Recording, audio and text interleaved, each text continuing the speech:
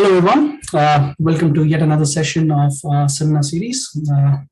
It's my immense pleasure to introduce today's speaker from our own neighborhood, Professor Sergey Suslov from the Department of Applied Mathematics at Swinburne University of Technology. Professor Suslov obtained his two Master of Science degrees in Applied Mathematics and Physics from Moscow Institute of Physics and Technology in Russia. He earned his PhD from the University of Notre Dame in USA in 1997, after which he moved to Australia as an ARC postdoctoral research fellow.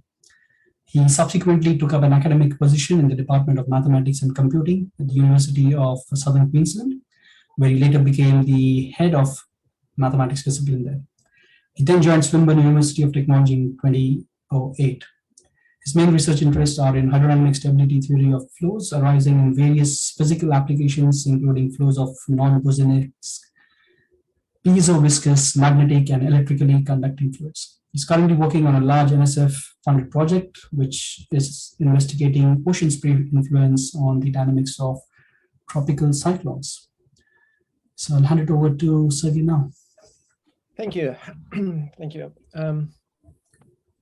First of all, thank you for inviting me to present my research in this seminar series. And let me also thank my collaborators and my PhD student, John, for providing pretty much information about the experimental part of the work that I will present. And also John computed a lot of results that I will be presenting here.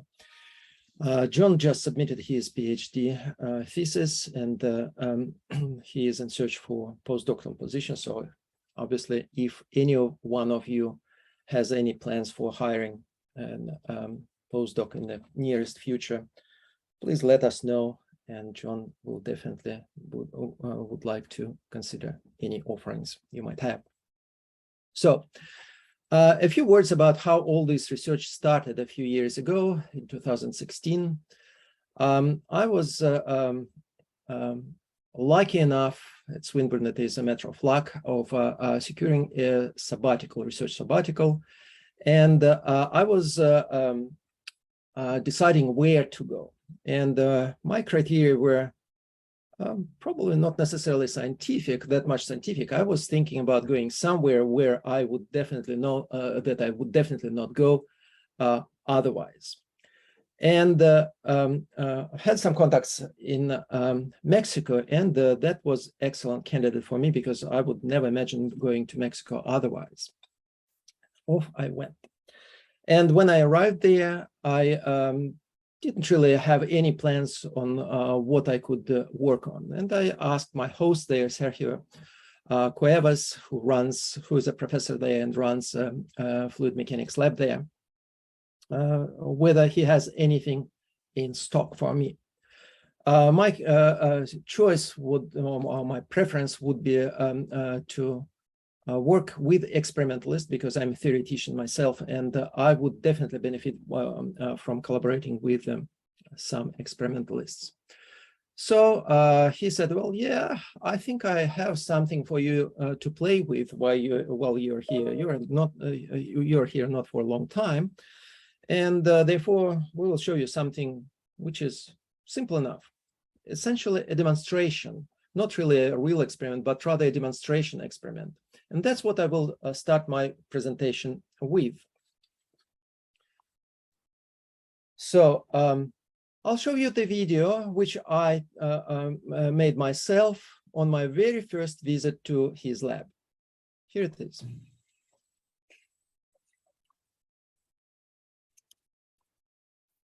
So I will explain what is actually happening during my talk, but just for right now, just look at this video. Very simple geometry, very simple flow. This is electrolyte driven electromagnetically. I will explain how. And the prominent feature of this flow, of course, these vortices appearing at the outer boundary. So it looked so simple. So I decided that, well, sure, it will not take me long, and most likely, if I just search the literature, I will find full solution for this problem. That's what I thought. So with this thought, I went to my residence, pick up my laptop, and here we go. I'm working on this problem hard. So paradise, looks like a paradise probably, but just a couple of details. Look at what is along the roof. So electrical fence on one hand, on side, and barbed wire on another. So that's just a touch of reality. So life is not necessarily as it looks as a paradise there. Fortunately, I didn't have any misadventures there, apart from a few small things, and was able to devote all my time there to actually doing research. Okay, so what is the background of this? So why or what were they trying to use this experiment as a demonstration of? So this thing here, you can see what that is. It's, of course, it is a hurricane.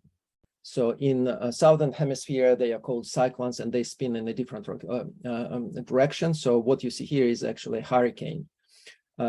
Simply because there are a lot more space pictures for northern hemisphere than for the southern one, because most of the space agencies are located there, Europe and the United States. So hurricane, what's so important or interesting about it? Some data here, but if you are in North America, then probably the first bit which triggers your interest, money.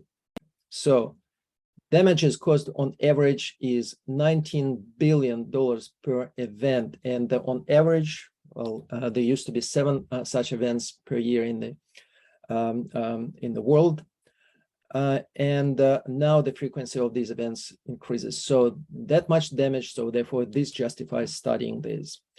And how to study that? Well, you can imagine that you can't really drive into it or fly into it. It's way too dangerous. So therefore, the idea, can cyclones be studied in a desktop environment? And that's what motivated the experimental video, which I just showed you. Okay. But again, of course, this is so simple, and I thought that literature search will give me all the answers. Off I went, and not after a long search, I found quite a few papers, mostly from Soviet era, from Soviet research in 1970s, 1980s. And the age of these papers, so you can see the color of the paper. So it's got, it's scanned after it was already quite old. So what can we see here? We can see a similar experimental setup here. So, and this is just a diagram. So we have a layer of annular layer of fluid, electrolyte, conducting fluid, and the current flows radially between the two electrodes. One is outside, one is central electrode here. This whole thing is placed over a magnet with vertical polarization. So therefore, B is the direction of magnetic field. Lorentz force occurs, which is perpendicular to both the current and the magnetic field, and it drives the fluid circumferentially. That's what you saw in our video as well. But a special care was taken to create the reversal of the Lorentz force. Flow reversal. How was it created? So the magnet was not a solid magnet. It was just a series of ring magnets with opposite polarization. So you can see that magnetic lines go up here and then come back down here. So they change direction. And this created the Lorentz force of opposite direction orientations, and created the essentially shear flow. So half of the flow goes clockwise, half of the flow goes counterclockwise. And at this shearing boundary, we get the standard, or well-known rather, Kelvin-Helmholtz instability. So that's how it was done. They are very sophisticated magnetic setup. So what's the difference with the setup that I came across? The main difference is that the magnet was not a ring magnet, but rather a disk magnet, and it was a single magnet. So magnetic field was predominantly vertical, and it didn't change the direction. So the fluid here is just standard water with some essentially baking soda here. So it could work with any electrolyte, with any salt, but because of the small degree of electrolysis here, so you don't really want to use with the table salt because you will produce chlorine, and it is not pleasant to smell. Okay, so that's the geometry, some geometrical data here. Basically, this is a flat layer of or annular layer of electrolyte. Magnet is underneath, and we have central cylindrical electrode, external cylindrical electrode, and the fluid in between. Okay, so I will say a few words about the magnetic field. So a magnetic field, as I already mentioned to you, is predominantly vertical, and it does not change the direction. You see, it is always positive here. So because this is a disk magnet, it develops an edge effect. So magnetic field is not necessarily vertical. It also has a horizontal radial component, which is plotted here. And this magnetic field changes with elevation from the surface of the magnet. So, but the main conclusion is there is no reversal of magnetic field. So therefore, there could be no reversal of Lorentz force, no flow reversal. So no condition for Helmholtz, Kelvin-Helmholtz type instability. So nevertheless, we see those vortices. So how do they occur? So that was the question. All right, let's see what happens in more detail. So that's the original setup, the fluid, the stationary blob of dye which is introduced from the top. Then a current, radial current between these two electrodes is turned on, and the fluid experiences Lorentz force and starts moving circumferentially. And you can see that it somehow spreads the fluid around. So it's clear what's happening because of no slip boundary conditions. The fluid pretty much moves very slowly along the outer boundary, but faster in the middle. So therefore, you will get this sort of spiral. And then on this background, vortices occur. So how do they occur? No flow reversal, once again, so no Kelvin-Helmholtz instability. Nevertheless, these vortices here are present. So what drives them? That was the thing or question I wanted to answer. And I didn't really have any intuitive or any physical answer. So if you don't have that, well, you go to algebra. These are the full set of equations that describe the flow. And in red here are various non-dimensional parameters which govern this flow. Reynolds number is essentially a characteristic of the strength of the current flowing through the fluid, and it is proportional to the maximum azimuthal velocity. So the larger the current, the larger Reynolds number, the faster it moves circumferentially. Epsilon is, we'll go to the next page. Here they are defined. Epsilon is essentially aspect ratio geometry. Crude number is a measure of the gravitational part of the pressure to kinetic energy of the flow, essentially. Hartmann number is, of course, electromagnetic influence, and Reynolds number, or inverse Reynolds number, I already discussed what that is. So first thing is to look at these equations. So they are quite complicated. So, and there are many parameters. So first thing, of course, as a mathematician, you look for small parameters. And then you try to get rid of terms multiplied by small parameters.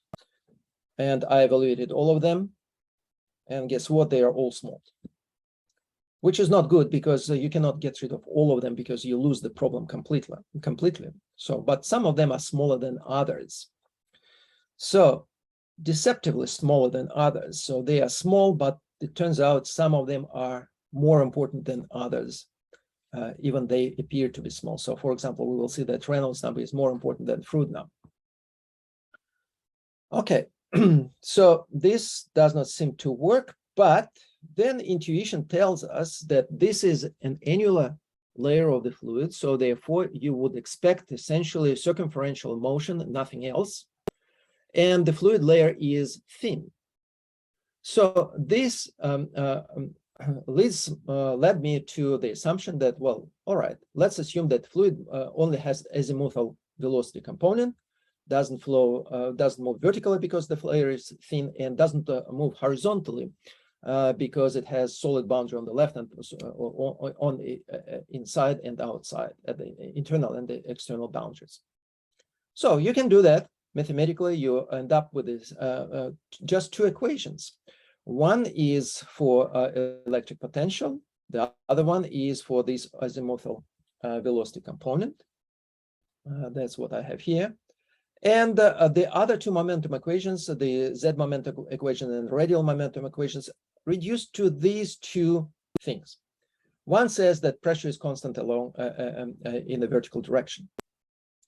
Well, this is not a surprise. That's a typical boundary layer approximation. If you have a thin geometry, then pressure does not have enough span to change.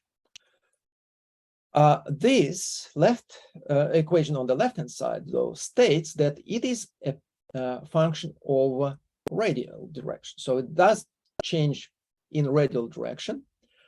And it is the change is proportional to the square of the azimuthal component. And here is the first contradiction. So this equation tells me that pressure does not depend on the depth.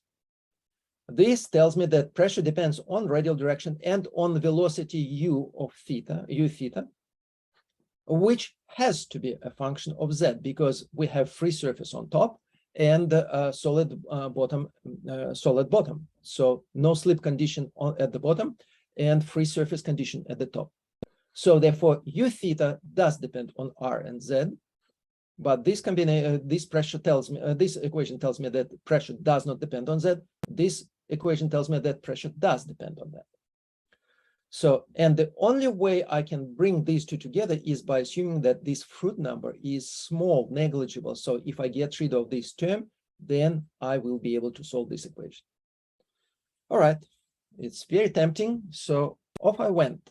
I did that. So, and Froude number from the definition on the previous page is shown. It is shown that it is proportional to the aspect ratio. So if aspect ratio is small, Froude number is also small. Okay.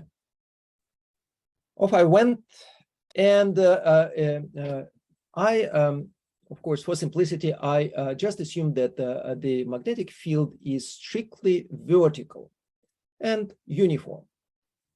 And under these conditions, it is possible to find the exact solution of the problem. Well, apart from the boundary layers. So that's how it looks. These solid lines are numerical solutions of the problem, and dashed lines are analytic solution from the previous page, which do not take into account the existence of the boundary layers. You can see excellent agreement in the middle. But once I got this, I honestly got rather disappointed because this picture immediately told me that I have no answer to the question, the main question, how the vortices appear. Why? Well, anyone who is familiar with the hydrodynamic stability would probably know that if you are looking for instability, you're looking for high gradient areas. And you can see that the highest gradient area is near the inner cylinder. So that's where you would expect any sort of instability to occur first. And we know from experiment that this does not happen. There is no instability, no vortices here. They are all here. So therefore, this picture tells me that this quasi-two-dimensional approximation is not, but in principle, is not capable of predicting or explaining what is happening. If quasi-two-dimensional approach does not work, well, what can I do? Well, the only thing is to be honest and try to solve a full problem, three-dimensional problem. But before that, I thought, well, what if, I just use the proper magnetic field? Of course, in that case, I need to solve the problem fully numerically, and I did. And even if I take into account realistic distribution of a magnetic field, I still get qualitatively the same picture. So this does not help. Well, another thing, it was maybe the thickness of the layer is important. I changed the thickness of the layer, increased it, decreased it, no help.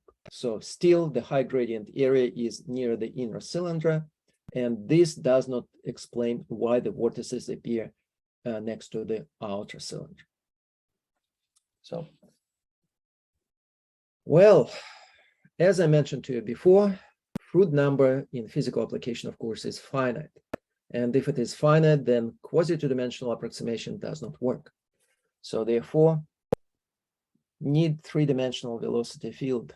That's what my conclusion was about 2 weeks into this exploration. And that was the first realization that the problem that I encountered is not that simple as it looked. So fortunately, I had some experience with numerical simulations before, so I just adopted the code from my previous research. Of course, if we're talking about the stability problem, hydrodynamic stability problems, pseudospectral method or spectral methods is the methods of choice. They are known to have exponential convergence. And their implementation could be rather simple, provided that geometry of the problem is simple. And in this case, geometry is rather simple. Now, I have to say straight away that it also has unusual disadvantage. It is too accurate in that sense that if there is any physical inconsistency in the mathematical formulation of the problem, it will fill it. And I will show how that plays out later on. So, and there is physical deficiency of the model. So we assume in order to implement a spectral method, we need to have relatively simple geometry.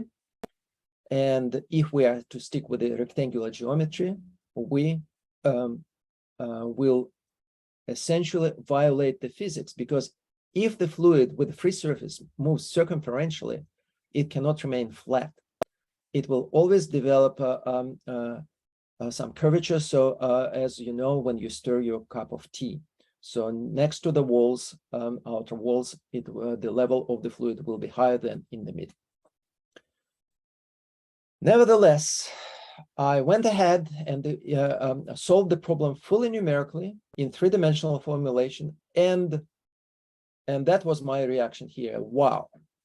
When I saw my first converged results, I realized straight away that I'm on the right way to explain the existence of vortices. Look what happened to the gradients. So it turns out that three-dimensionality changes the flow drastically, and it turns out that we essentially have a jet or high velocity region near the outer region, boundary, and that's where the highest gradient occurs.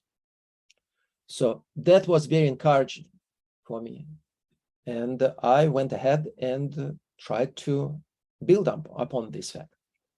So that's how the flow actually looks. This is a meridional cross-section, and we can see that we have essential radial flow, not only azimuthal flow, but also a radial flow. So overall, the flow is toroidal. So we have circumferential motion on one hand, but we also have this circulation in each of the cross-sectional areas of the flow. So toroidal flow. And another interesting thing, and I must say quite counterintuitive, you see this dark color in the middle of the region.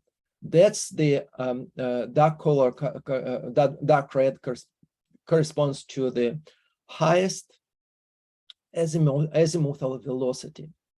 You can see that azimuthal velocity has its maximum somewhere in the bulk of the fluids rather than at the free surface, which I found rather unusual at the time, but this is due to specifics of the electromagnetic driving of this fluid. The Lorentz force is strongest closer to the magnet, which is underneath. So as you go further and further away from the magnet, the Lorentz force decreases, and so is the azimuthal velocity.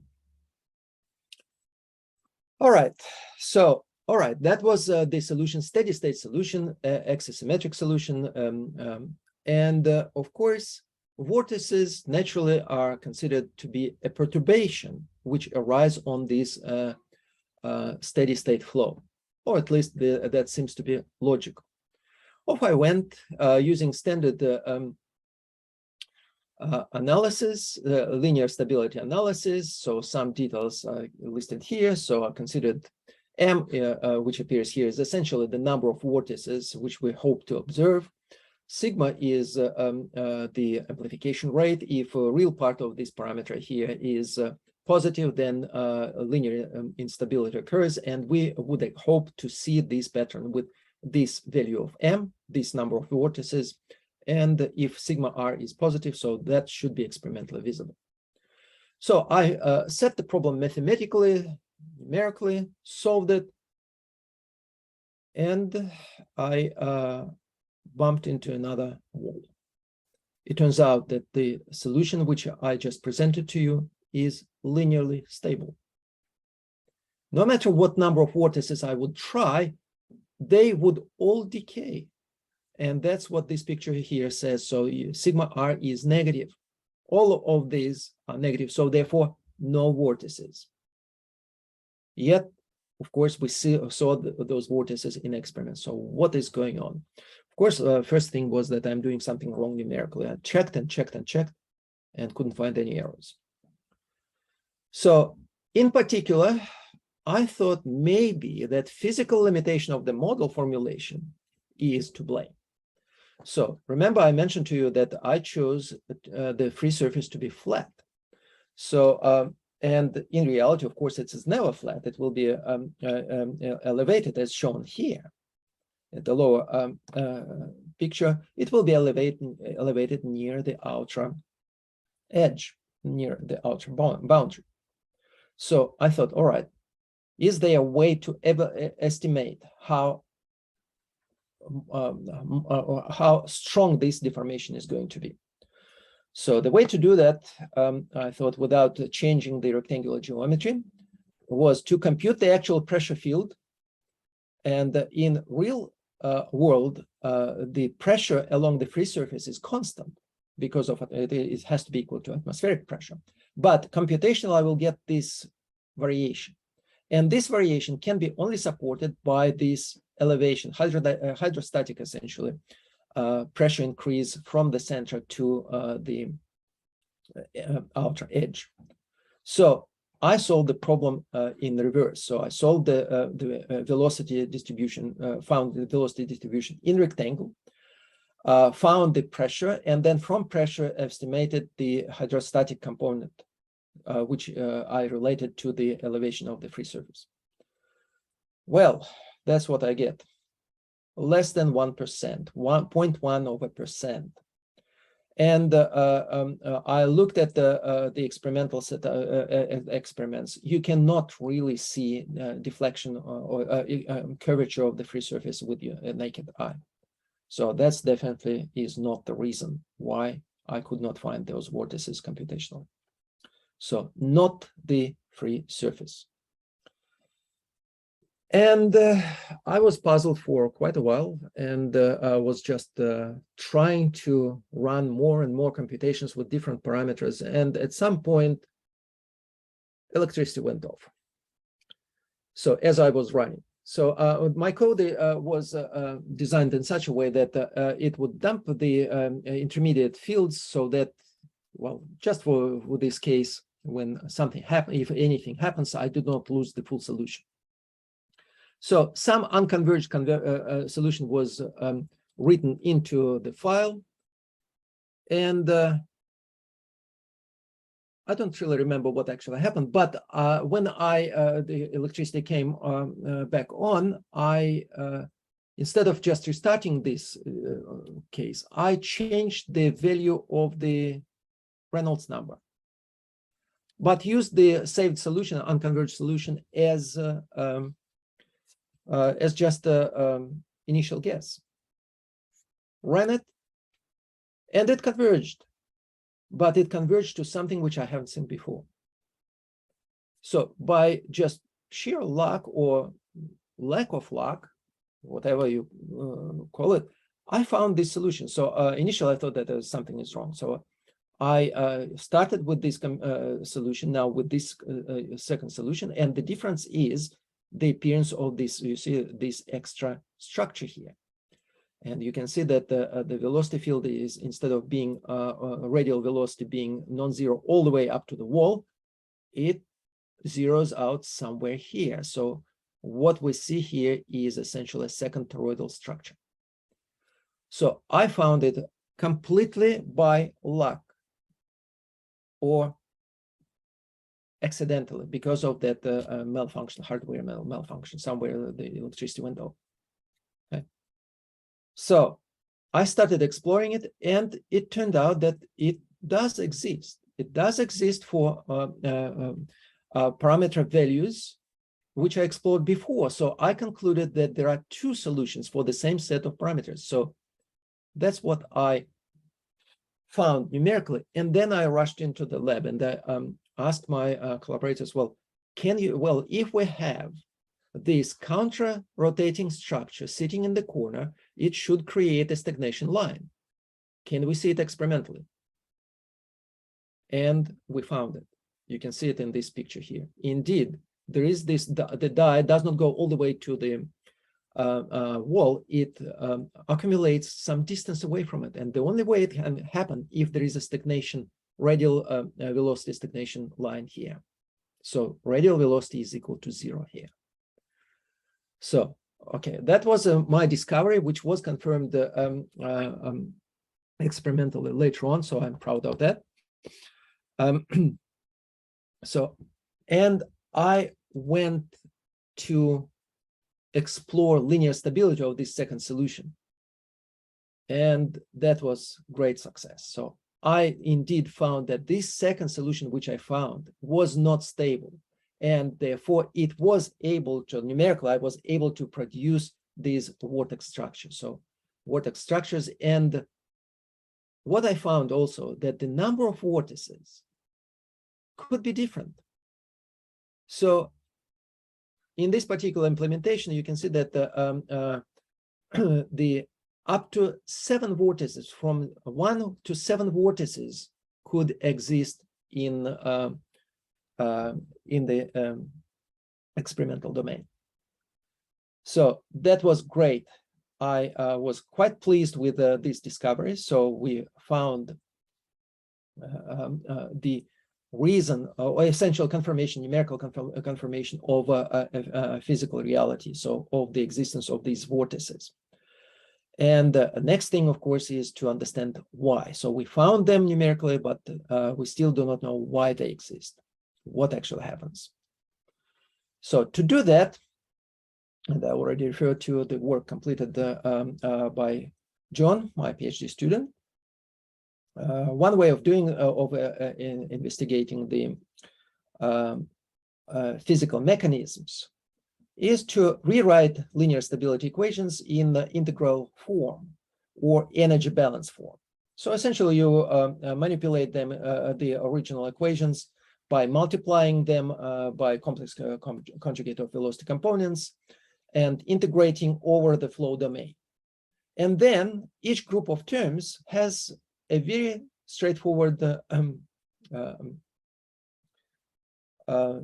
interpretation. So some terms represent kinetic energy, viscous dissipation, electromagnetic effects, centrifugal and curvature effects, and the energy exchange between the perturbations and the basic flow, non-radial shear. So all this is easily identifiable, and these terms enter this energy balance equation. So on the left-hand side, we have that sigma multiplied by kinetic energy. So sigma is, remember, is a real part of this parameter here, is responsible for the growth. So therefore, if we expect to for pattern to be growing in time, linearly unstable, then sigma r, real part of sigma on the left-hand side, is positive, and anything which is positive on the right-hand side is considered to be a destabilizing effect. So as simple as that. So these are just simple numbers. And if you compute this number, and if this number is positive, then you say, well, this is this particular effect leads to instability. So that's just how they look. Of course, I'm not going to discuss them. And this is the spatial plot of the integrants. So that's how the kinetic energy of the base flow, this azimuthally symmetric flow with no vortices, looks like.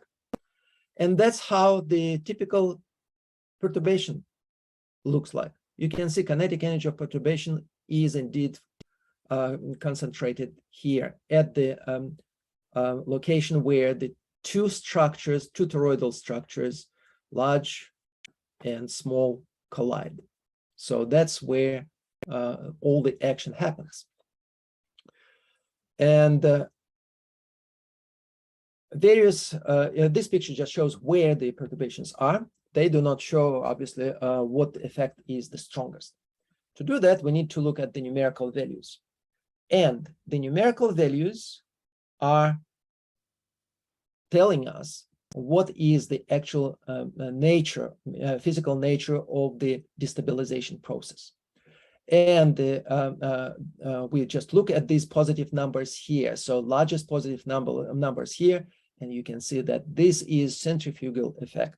So that's how we determine these, the nature of instability. Essentially, centrifugal Rayleigh type of instability. And this has nothing to do with the Kelvin-Helmholtz instability. That would be mostly characterized by this column here. So we were able to determine the physical nature of these instabilities using this analysis, the energy type analysis. And a few other conclusions are also important. So in particular, that magnetohydrodynamic component is actually negligible. So it is quite interesting. So the base flow is driven electromagnetically, but electromagnetic effects have pretty much no contribution into the formation of the vortices. All right, so what's next? The next thing is, I just redraw the picture, linear stability diagram picture here, and I put these two vertical lines here. So these sigma curves are confined in between the two. So what does that mean? So does it mean that I just simply was lazy and did not go far enough to the right? Well, the answer is no, I was not lazy. I tried, but I couldn't. So remember, in order for me to perform this linear stability analysis, first I needed to compute the base flow. And I could not compute the base flow for Reynolds number larger than some critical value. If I go there, my iterations wouldn't just converge. So what does that mean? So that's the next thing. Of course, nothing like that happens in experiments. In experiments, you can create as large a Reynolds number by simply supplying a larger current as you wish. But numerically, I couldn't. So what does that mean? So as you can see by now, so every time I make some physical progress, I bump into the next obstacle. So I cannot really see the answer at this point. So I try, but I fail. So numerically, my solutions do not converge. Okay, so what's then? Then, well, some sort of asymptotics. Some sort of asymptotics is probably the way to go. And that's what my thinking was. If I cannot go there directly, numerically, can I be smart and can I just introduce some sort of asymptotic analysis? And that's what I've done. So essentially what I did, I said, all right, I will go to the right as far as I can to up to this Reynolds number double star. And after that, what happens after that? I will just assume that this is just a small variation of what happens at the critical value. And I will add this term properly scaled. So just to fit into asymptotic scheme. So again, I will not spend much time on algebra here, but just give you an idea. So my goal is to introduce some sort of asymptotics beyond the critical Reynolds number and some sort of asymptotics in terms of perturbation amplitude. That's essentially say how far try to investigate how far I can go beyond this critical Reynolds number and how high the amplitude of this deviation is going to be. Again, I will not spend too much time on the derivations here because they are quite elaborate, and John spent quite a lot of time on doing that. But the final result was that we were able to conclude that the amplitude of the perturbation of these vortices behaves according to this equation, where delta is the distance beyond this scale distance beyond this critical Reynolds number, beyond which I could not force my iterations to converge. So, and what does that mean? And what you see here is an equation for the classical so-called saddle node bifurcation. So what you can do, you can solve this equation, set left-hand side to 0. So to find the steady state solution, you just solve this simple quadratic equation, and that's what you will get. You will get one solution, you'll get another solution, they come together, they collide at a particular point at the critical Reynolds number, and then they cease to exist. So these are the two solutions which I showed you before. I call them type 1 and type 2 solutions. One has extra structure, vertical structure, the other one doesn't. One is stable, the other one is unstable. And that's what we obtained. So we explained why my iterations would not converge, because we dealt with the saddle node bifurcation. Well, yeah, well, that's a good conclusion, but does it mean that if I exceed Reynolds number, critical Reynolds number, my vortices all of a sudden cease to exist in experiments? And of course, the answer is no. So therefore, that's is the next question. So yes, fine, I have this saddle node bifurcation discovered mathematically, but physically, I still have vortices. So vortices do not disappear. Okay, so next wall I bumped into. Well, thanks to John's help, we were able to make progress, again, analytical progress. So we went to higher order expansions here, and we showed that high order expansion leads to a modified equation for the amplitude. So we have extra two terms there. And if we try to do exactly the same trick as before, so namely you set the right-hand side to 0 and solve the equation, in this case, we have to solve a cubic equation, then the solution will look like that. And it turns out that what we have here is not really a saddle node bifurcation, which would be just a local picture here, but we have so-called fold catastrophe. So if we try to increase Reynolds number goes this way, this way, this way, this way. At this point, we cannot trace these solutions anymore, and we jump to another solution which is far away from the original one. That's why my iterations do not converge, because I try to use the initial guess taken from here, but I need to converge somewhere there. So that's what happens.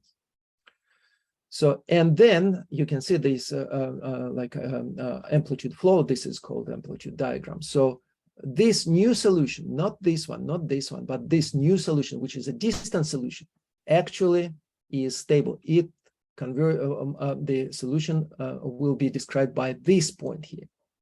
Well, of course, having said that, we need to discover what it looks like. And that's what I do next. So a asymptotic scheme, which we developed, of course, it allows you to compute various types of component solutions, add them together, and then get the final answer. So what I mean here is, here. So what we do here, we find all these component solutions individually, and then we add them together, and we will get the full representation of the full solution. That's what we are trying to do here. But on the way, we can explore each of the components of these solutions and make physical conclusions what actually happens. So this is the base flow on the left, and this is the variation of this base flow as we increase Reynolds number. So what actually happens? And quite interesting thing happens. So you can see that as we go towards higher Reynolds number, instead of increasing velocity, we have a decreasing velocity.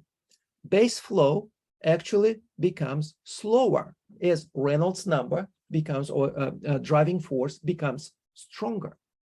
So this clearly tells me that the energy has to go somewhere. So it is not in the base flow, it has to go somewhere. So, and where does it go? It goes to perturbation fields. And perturbation fields are such that they recreate these toroidal structures here in the corners. So initially, the base flow, once again, see, the base flow lost those toroidal structures here. But perturbation fields recreate them. That's what we have here. And then on the background of these reintroduced toroidal vortices, then visible vortices, experimentally visible vortices appear. So that's what happens. And that's what the cross-sectional area of a composed of a recreated solution, full recreated solution looks like. And you can see that there is this corner vortex reappearing here. And that creates the necessary condition for existence of the vortices that you saw in the initial video, which you see on the in the picture. So therefore, we have three types of vortices. One circulation is like that. One circulation is like that, and the other one, which you saw in the experiment, when you look at this from the top, it is sitting just here. Okay, well, that took me 6 years. Took us 6 years to this point. And do we know the full story? No.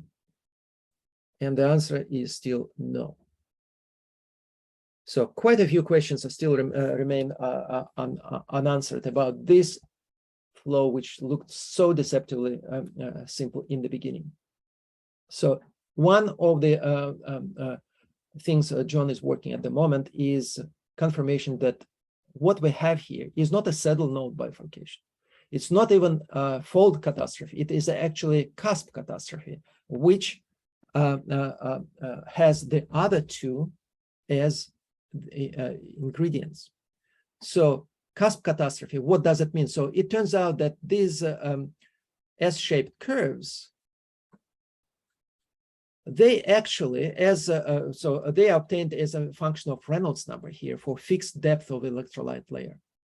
But if we start changing the depth of electrolyte layer, so just pouring extra fluid into the dish, the depth of these S-shaped curves starts decreasing, and this fold shrinks to a point. That's what it looks like what is happening, but that's what John is to confirm with his computations.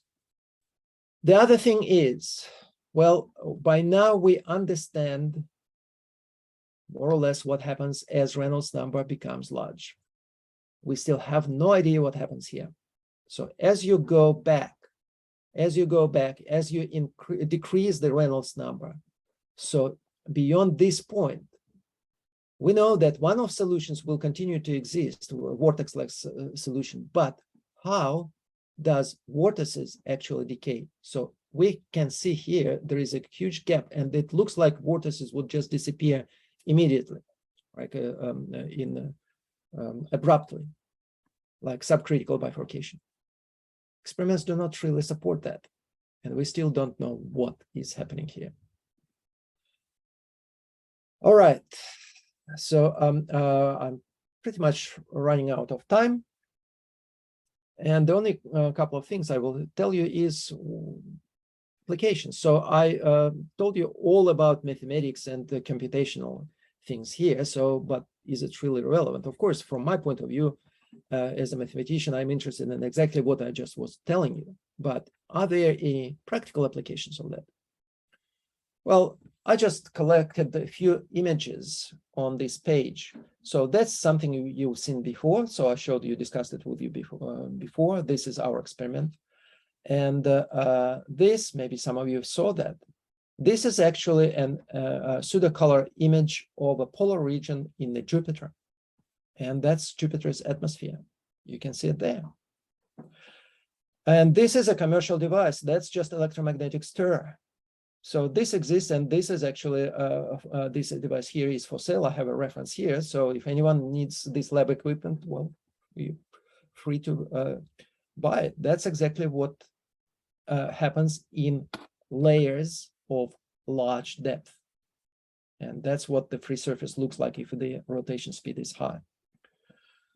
What you see here is actually metal production. So this is electromagnetic stirring of aluminum production in aluminum production. So this is where the aluminum is produced. High temperature, you cannot put your finger in to stir anything.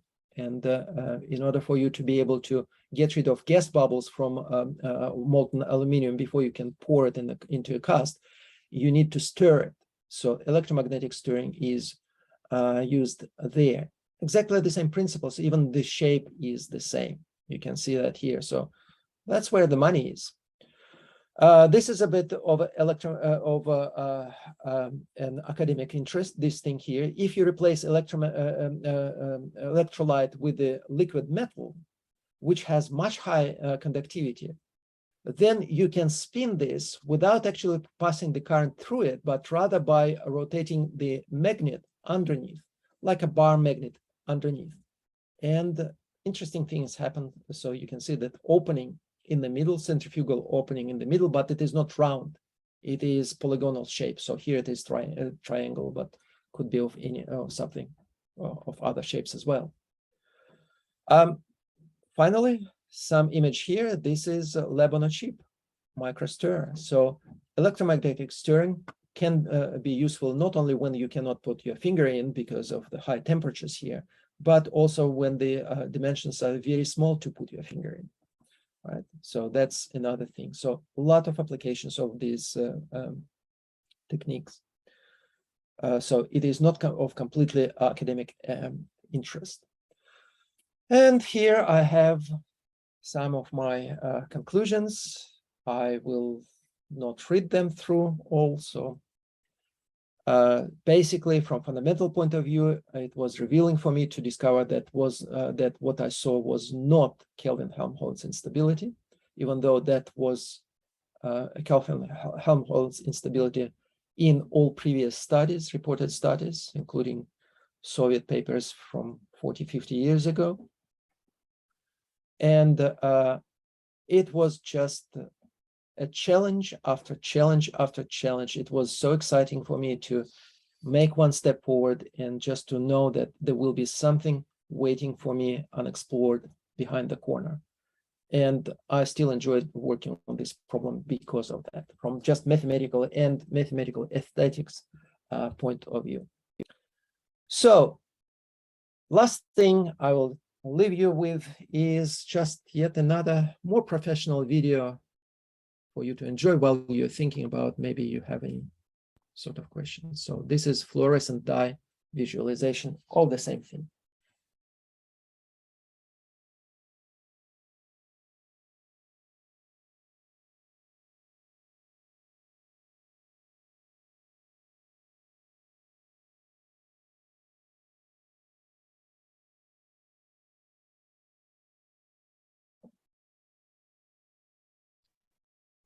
So you can see that these vertical structures are very robust. So in the previous video, they were created when the rotation occurred in the opposite sense. So nothing changes when you change the direction of rotation. And once they are formed, they're very stable. That's what is important from a practical point of view. These vortices, they lead to enhanced mixing and stirring, and that's what the industrial applications are based on. That's what they require. And you can easily control the intensity by simply controlling the current. But the side effect, of course, is you can see all these bubbles here. This is because of electrolysis. So the current flows across, and these bubbles need to be removed, otherwise they will eventually disrupt the flow here. Okay. That's... Oh, great. Thanks, Sergey. That was some excellent flow visualization at the end there. It's great. All right, I'll open it up for questions now. If you have any, please feel free to unmute and ask, or else you can also type it in the chat and I'll read it out to everyone.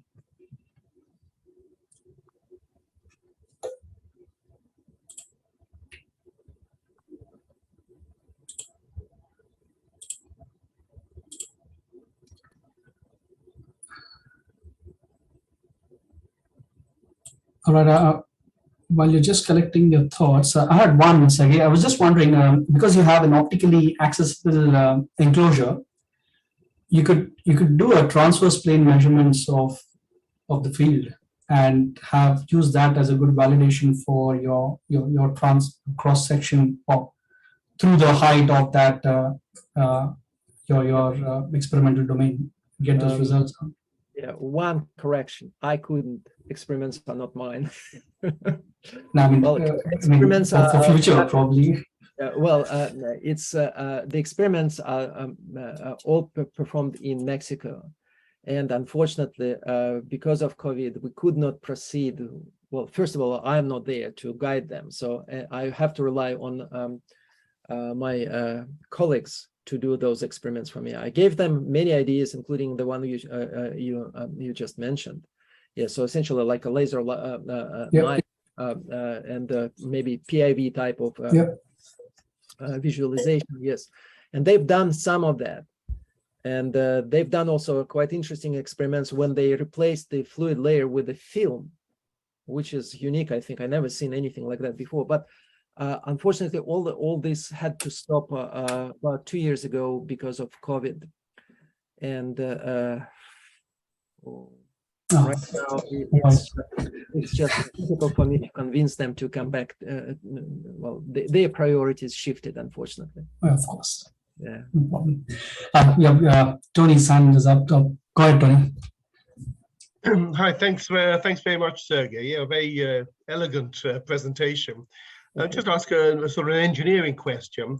The early the Russian experiments, right? So you had counter-rotating flows, and so presumably the instabilities that they produced were the Kelvin-Helmholtz type of instability. So I'm wondering, and of course you've got a Rayleigh type instability. Kelvin-Helmholtz usually are more violent than Rayleigh mechanisms, and I just sort of wonder from a practical point of view, would it be better to use your single direction mixing chamber, or the original type where you've got that varying magnetic field, so you get a Kelvin-Helmholtz type of instability? I think the answer is how much technical expertise you have to build the setup. So you can see that this setup here is quite elaborate. So you need to manufacturing this magnetic setup is hard. The one which I showed to you in my original video is, well, I wouldn't say primitive, but it is very simple. It is just a dish essentially with two electrodes. One is outside, one is inside, and a single magnet underneath.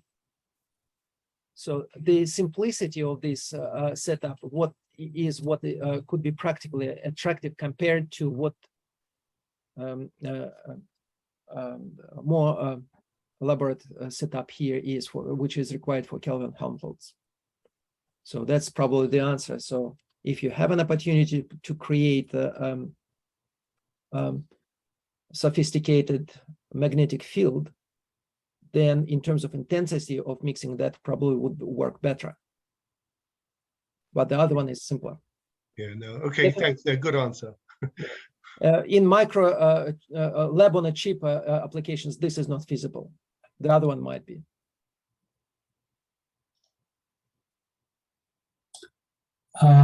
We have Jeff ready with his question. Go ahead, Jeff.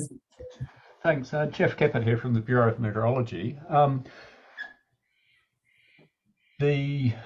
occasions, the hurricane eyeball breaks down into 3 to 6 or so mesovortices, and there are some spectacular satellite images showing this. But the mechanism that's generally thought to fuel this doesn't require a boundary layer or any mechanism. All the studies of it have been with inviscid flows. Mm-hmm. So I'm curious as to how this, you know, and in a hurricane, of course, the Reynolds number in the boundary layer is order of 10 to the 5th, 10 to the 6th, so it's quite a different part of the regime to where you are. Yeah. I'm wondering how these two, whether there's any connection between these, or whether they're, you know, things that superficially look the same but are in fact completely different. Rayleigh instability is inviscid instability.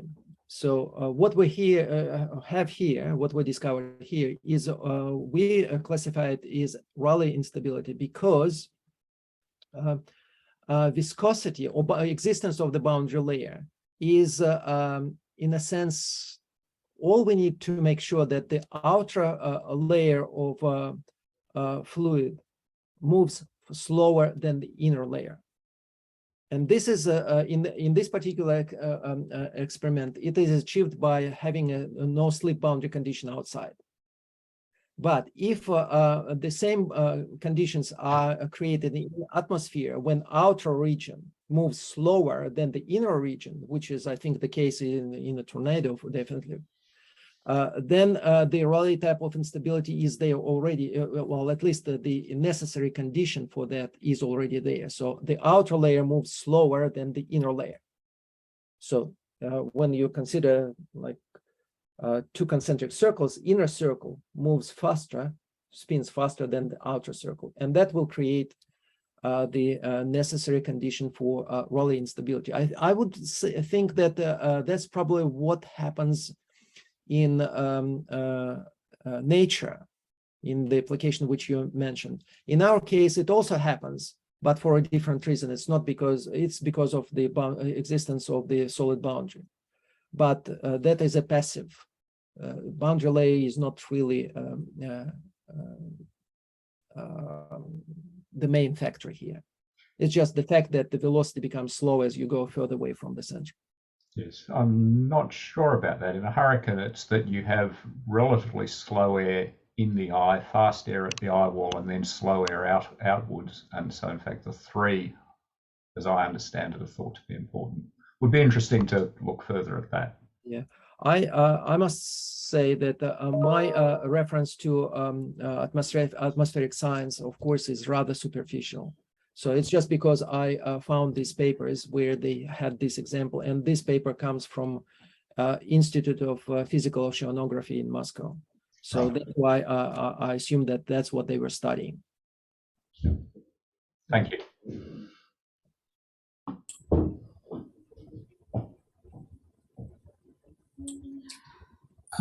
Anyone else?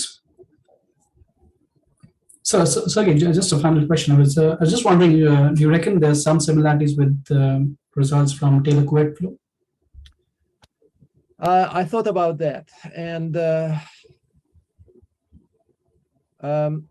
I would say if actually the first paper we published on this, I went through in great length of trying to see the analogies. And Couette Taylor flows were one of the candidates I will look at as well to consider. And the answer is not really. It's not quite the same. Probably, if we are talking about, there are two types of vertical structures here. So first of all, toroidal structures, right?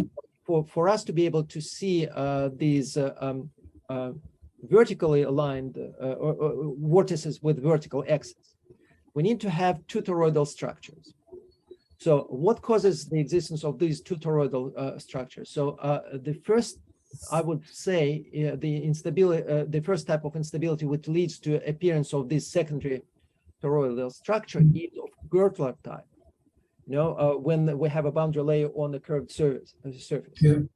So, and then what we see here, it's probably secondary instability of the layer of the downward flowing fluid, like fluid curtain, which is caused by these two. Yeah. So, and that is probably related more to what is known as Stewartson layer, which was studied by Stewartson back in the 60s. But again, I looked through the numerical characteristics of that situation and this situation, and again, numerically they are not different. They are different. So, that was my first big endeavor to find analogies with other type of flows. And I didn't find anything which would be a one-to-one, nothing. So that it was quite surprising for me, given the simplicity of this setup. But I could not find any of the classical flows which would map into this one. Thanks for answering it. All right, I don't see any other questions. Then let's thank Sergey for his excellent talk. Thank you very much. And we'll see you all next Wednesday. Thank you very much.